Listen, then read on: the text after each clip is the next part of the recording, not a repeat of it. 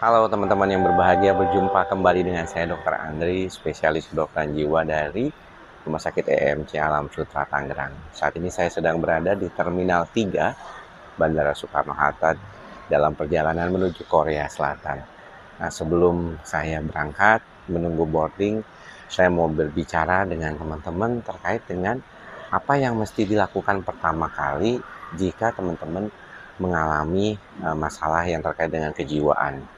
Terkadang kalau buat saya, sebagian teman-teman yang datang sebagai pasien itu kebanyakan memang bergejala fisik karena memang mungkin sudah terkelompok ya dari sejak awal praktek di tahun 2008 mulai 2010 saya itu banyak menangani kasus-kasus psikosomatik.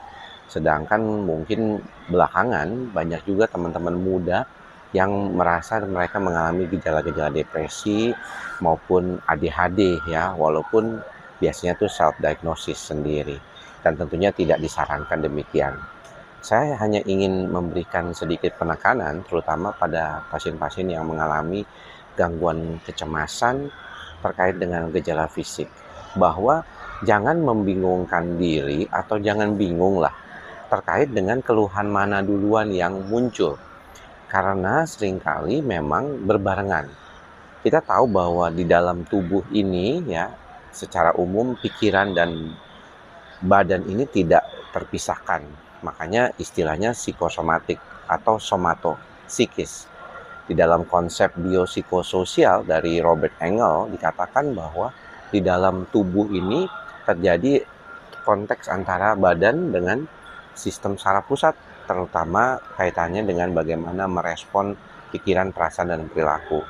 Jadi teman-teman kadang-kadang mungkin sebagian bingung juga kalau ada yang sulit membuat dirinya lebih baik karena pada beberapa orang membuat kenyamanan terhadap dirinya itu juga susah.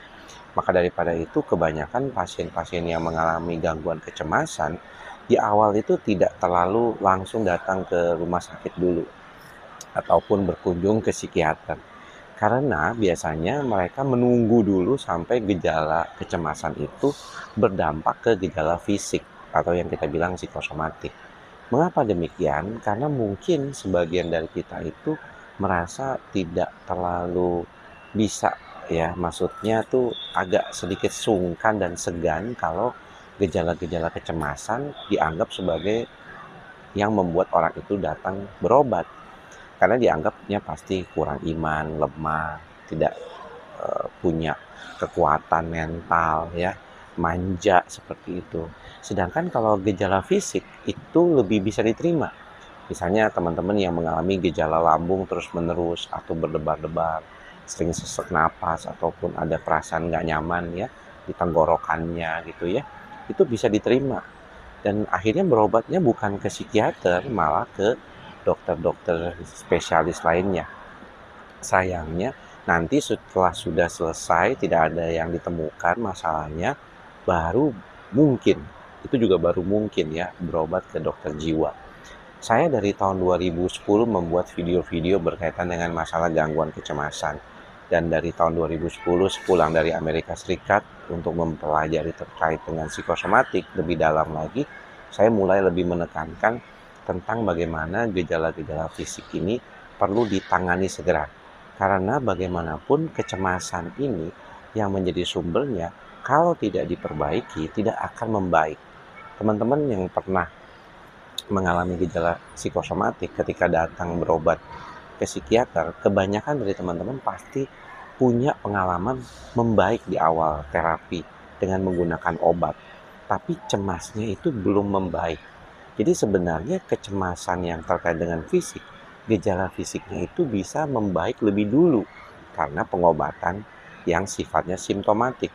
Tetapi kecemasannya ini yang tidak timbul, uh, dalam artian tidak menghilang ya, bukan tidak timbul tapi tidak menghilang. Maka daripada itu teman-teman perlu perhatian pada hal-hal seperti yang tadi saya sebutkan. Banyak di antara teman-teman mungkin waktu cemasnya itu datang, kekhawatirannya itu datang, masih menahan. Tetapi kalau sudah bergejala fisik seperti panic attack atau serangan cemas, baru teman-teman datang berobat. Dan inilah mungkin yang akan membuat problem yang lebih lama ke depannya kalau tidak ditangani segera. Jadi kalau buat saya, teman-teman mesti menyadari ketika perasaan cemas itu sangat dominan, rasanya seperti kayak nggak sanggup lagi, mungkin ada baiknya teman-teman bisa membantu diri teman-teman segera berobat ke dokter jiwa. Jangan sampai harus muncul dulu gejala-gejala fisiknya karena kondisi yang tidak terkondisikan dari awal pertama. Jadi teman-teman perlu perhatian pada hal-hal tersebut ya.